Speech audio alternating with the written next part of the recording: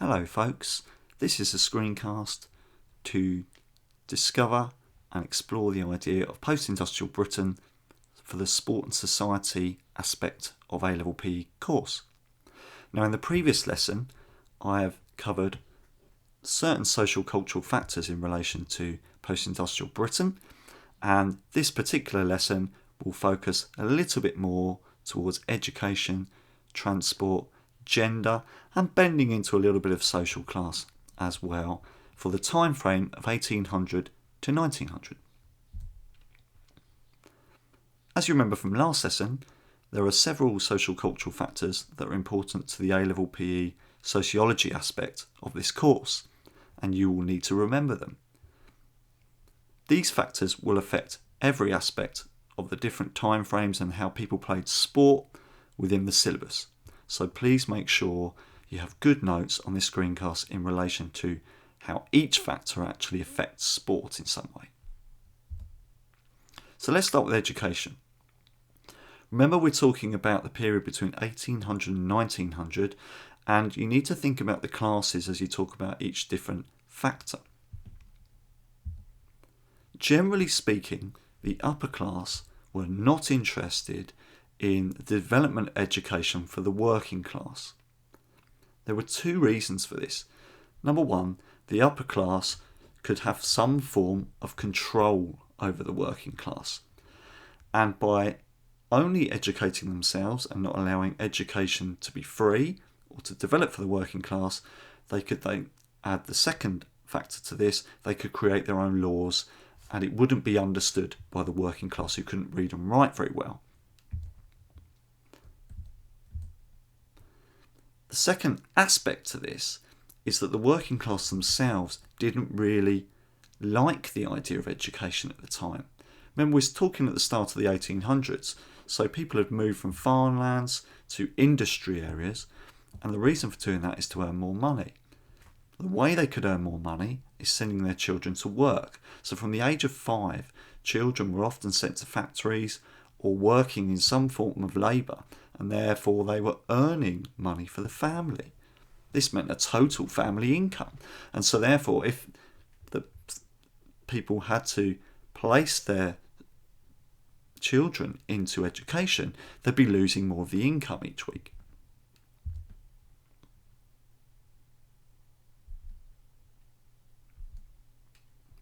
This started to change around about the late 1800s, where you had a new queen from the 1830s, Queen Victoria, who was really interested in educating all forms of society. And so what occurred was we had this generation of the Forster Act, and this created state public schools. Prior to this, the working class would have been educated at their local church if the church had wanted to do this. And again, it was only working class individual families that wanted to have their children educated and not need to go to work. So that's what happened prior to this. At this point, when the Forster Act came in, the church spaces were then started to be evolved into what we now know as primary schools. So this sort of system was sort of implemented at the local church, where working class had free education and this development of a state educational system. Of course, the upper class and the middle class still sent their children to be educated at public schools, of which we'll go through in another screencast following this one. By the end of this century, the increase in education for the lower class meant that some more complicated games could be finally understood, and laws could be put in place for certain games so they could have a strict code or codification of how to play certain games. The next factor we're going to look at is transport. At the start of the 1800s, and even up until the middle 1800s, most people were still using horses, horse and carriage, walking of course, and they had certain canals and streams and rivers to access and promote and sell and distribute goods along these transport lines. However, by the turn of the 1830s, we then had the development of the railway. And this was a very, very modern form of technology, and it was really expensive to use. So to start with, the upper class were the individuals using the railway, swiftly followed by the middle class who had money and could access money to use for transport and transport of various devices and forms, as well as themselves. This was very significant in terms of sporting development for two reasons. One, it increased the opportunity to play sport.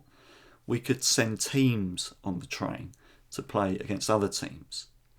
We could, if we were the upper class and we had horses, we could put our horse on the train, could send it up to somewhere like Aintree, and the Grand National could be developed. So in the 1830s, Grand National developed at an accelerated rate because the upper class and some middle class who were very wealthy could put their horse on that train.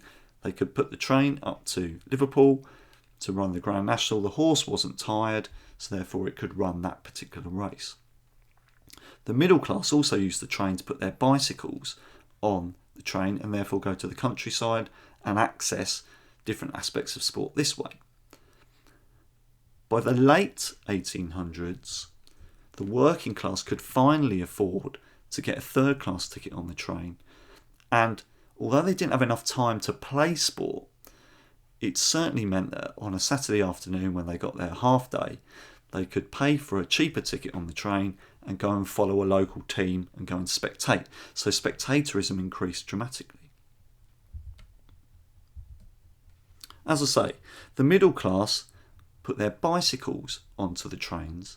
They couldn't afford horses, the majority of middle class. Horses were very expensive, and so the nearest thing they could think of was their own invention, which was the bicycle. So this was invented, a combination between Scotland and France, this idea of a bicycle, and middle class owners who own factories could then replicate the parts and create themselves a bicycle, or even purchase a bicycle and place it on the train, go to the countryside for the weekend, enjoy a little bit of sport.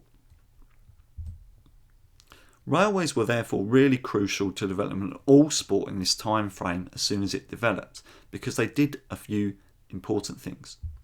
They took people further in a shorter time, so you could travel from Brighton to Newcastle much quicker than you could on foot or horse and carriage. It enabled teams from different areas of the country to then play against each other. They could place a team on the train, or individuals on the train. They could have some form of fixture. What that then meant is when they played that fixture, rules were standardised. We call that codification. Initially what occurred was, let's say a team from Brighton wanted to play a team from Newcastle. They would travel all the way up to Newcastle, and a different form of the game was being played, and teams wouldn't agree on the rules. So this was a problem. But by constant reflection and constant travelling of teams doing this, they appreciated that they needed to set in a set of rules, codification, so that they could play by one set of rules, so when everybody met up, they could play the game correctly and as they had learnt it. Once the rules had been established, of course, this then sped up fixtures massively, and so we have the development of leagues, cups, competitions, etc. for teams. As I mentioned before, the train also allowed the middle class to get to the countryside for leisure, to place their bicycles and to do this. As I stated last lesson, the factory workers were very keen to improve the health of their workforce, and so the annual excursion that they could then offer the workforce became of even more interest. They could take them to the seaside, for example Brighton or Bognor. They could take their factory workers down to there, enjoy the bit of the seaside, a bit of fresh air, bring them back, because it was faster to get there. And again, as I mentioned on the previous slide, it also quickly spelled up the idea of spectatorism for these individuals. The following factor, gender, is a little bit split in two. We've got the start of the century and the end of the century. So again, we're talking two different time frames here of the 1800s. let's focus on middle class and upper class women first. Middle class women, generally speaking, were required to do the following: marry, and marry into wealth. So they were often paired with a male partner who had a lot of income, could provide for the female for her lifetime. And that was the ideal, that they would marry into this idea. The idea of love was not so important. It was wealth and looking after the family was really important. They were not allowed to overexert themselves. It was medically harmful for them to take part in sporting activity or physical activity because this contradicted the third thing that they were required to do, which was to bear children. So the doctors at the time thought it was medically harmful for females to play sport because it would impact on their ability to have children, of which it was required in society to do for the middle and upper class. So it was quite limited for the middle and upper class individuals to play any form of sport at this time. By the end of the century, things had changed a lot. First of all, females had decided to push themselves further in terms of education. There were girls' public schools developed finally. Initially, public schools were just for boys, and they really wanted to study and educate themselves and spend time doing this. This coincided with different wars that were going on in different countries as part of the British Empire. And what happened was there would be less suitable men to marry. And so females would often spend time alone for a little bit longer, therefore they could educate themselves. And so it was less frowned upon to be unmarried because there weren't any available suitors for these individuals. So things had changed a lot. This is all for the middle and upper class. In terms of the lower class women had it the worst. They were still working long hours at factories. They had little money to spend on sport, and therefore they had little time or space to spend on sport, mainly because when they finished working in the factories, they'd come home to children to look after, etc., etc. They were not expected to play any sport at this particular time. What changed things quite a lot for females in this century was the concept of lawn tennis, which was a game developed from the middle class wanting to copy the upper class, who was still playing a little bit of real tennis, who could afford to do that. The middle class couldn't afford a massive court of any side, but they decided to develop their own game. And what this game helped to do was emancipate, or help break free, the idea of females playing sport in some way. The middle class Victorians had access to gardens. They had what we call suburban houses, which were on the outskirts of the city, a little bit larger. They had plots of land, small plots of land, nothing compared to the upper class. But it did have access to a garden, often with a high hedge around it. The middle class, in their factories, then developed this idea of a box set of tennis. It came with a net, a couple of rackets, a tennis ball, and instructions how to play the game. And quickly this became quite a sociable thing. So they'd have afternoon tea and sandwiches in the back lawn, invite a family or neighbours round. They'd have a game of this new game, lawn tennis, in their back garden. Women were therefore allowed to play, but they still couldn't exert themselves. They couldn't sweat. They couldn't run around too much for fear of the medical advice about childbearing. At the time, they didn't need any dress when they first started this, but after a while, females felt this quite restrictive, and so what eventually happened by the end of the century was that the female dress changed form to allowing much more freedom of movement. And it meant that females who were good at lawn tennis could get around the court a little bit better, and they felt less restricted, but still being social and civil at the same time. Initially, females could only play with males, especially their partner. So it would be a doubles game that was set up initially, but as females got more competent with their skills of tennis, they eventually led to singles games, certainly by the end of that century, in terms of playing at Wimbledon, which was developed, and singles championships were then developed for females. The game of tennis accelerated quite quickly. You had middle-class clubs get established, and therefore there were regular competitions of tennis, codified set of rules by the end of the century, and a national governing body for lawn tennis, the Lawn Tennis Association. As I say, this was all accessible for females because of the high hedges and the suburban gardens. What that meant was there was a lot of privacy.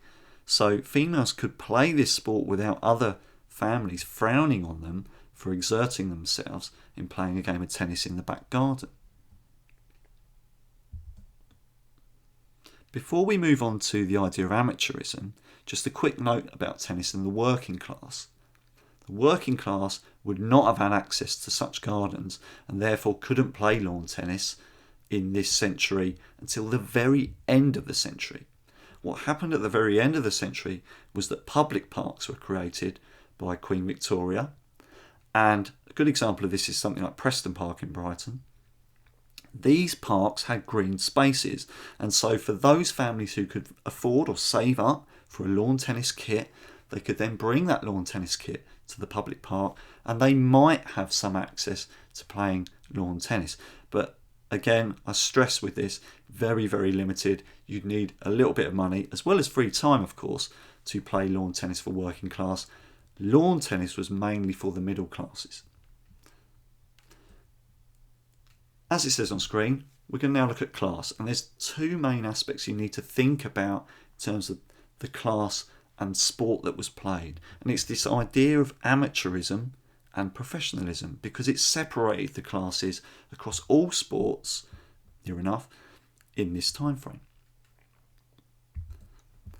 The upper class had an awful lot of time. They had so much money and had an awful lot of time to spend doing whatever they liked. Leisure pursuits, hunting, shooting, real tennis, horse riding. The middle class desperately wanted to be like the upper class, so they wanted to emulate them. And so they liked this idea of having this leisure time and spending on different sporting activities. And so they decided to copy this amateur ethos from the upper class. An amateur had a couple of distinctions. They had a lot of free time to play sport, so they needed that time to practice and develop their own sport. And they took part in sport purely for the love of sport, for the enjoyment of it. They didn't want anything else out of it. They just wanted the intrinsic value, the enjoyment of playing that activity to its values.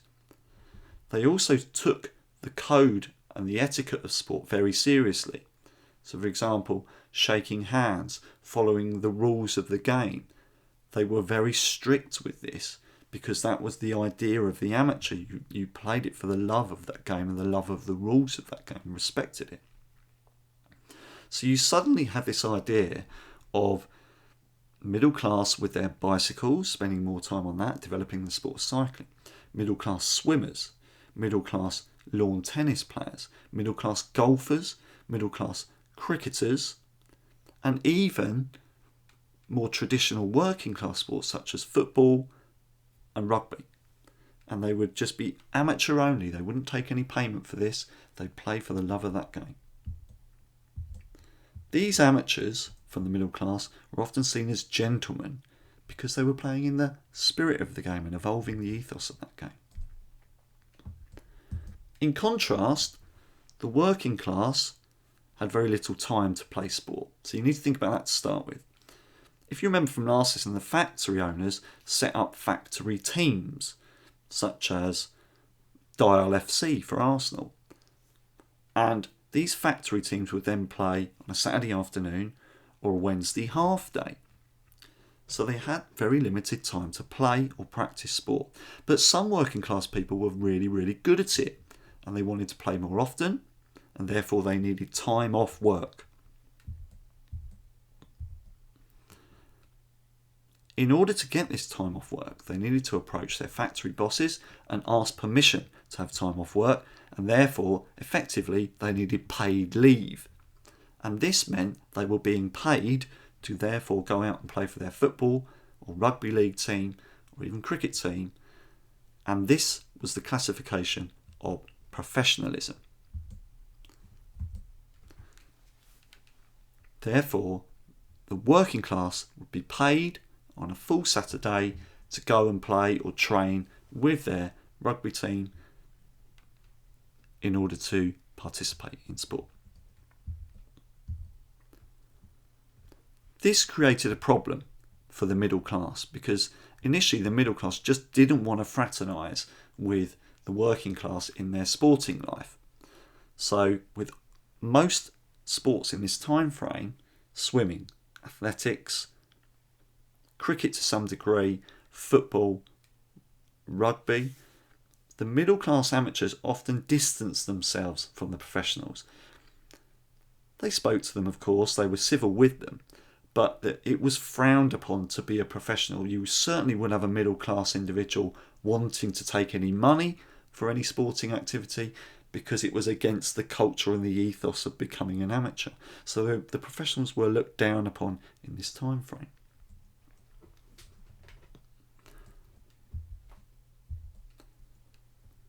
Now for the final piece of this screencast, what I'd like you to do is get an A4 piece of paper and put a timeline across the middle of it. At one end of the timeline, I would like you to put 1900 and the other end 1800 and split the timeline in half, just as I've done on the screen. The first half is going to be thought about as the first half of that century, whereas the second aspect of this timeline will be the second half of this century. So for example, the first section of this timeline is 1800 to 1850. The second half of this timeline is 1850 to 1900. The next slide I'm going to present is a selection of events that happened, some sporting, some not, within the period of 1800 to 1900, roughly. I think there might be one aspect that's pre-1800, see if you can spot which one it is. What I'd like you to do is place all aspects of the next slide into either the first half or the second half of the century. You don't need direct dates, you just need to think, what did it happen in the first half of this century or the second half of this century? If you can get dates, great. So you're going to need to use Wikipedia or some form of online system to do a little bit of research of these things and just place them into either side. What that will then do is give you an idea as to what sort of things are happening, sporting and non-sporting, in this time period, and can help you with your study in terms of those particular factors. Here's the slide. Remember to pause this as and when you need it and place it into your time frame. Okay, first of all, thanks for watching. Secondly, if you need any more support with anything regarding A-Level PE, please head to the iSpeakpe channel on YouTube, and I'll see you again next time.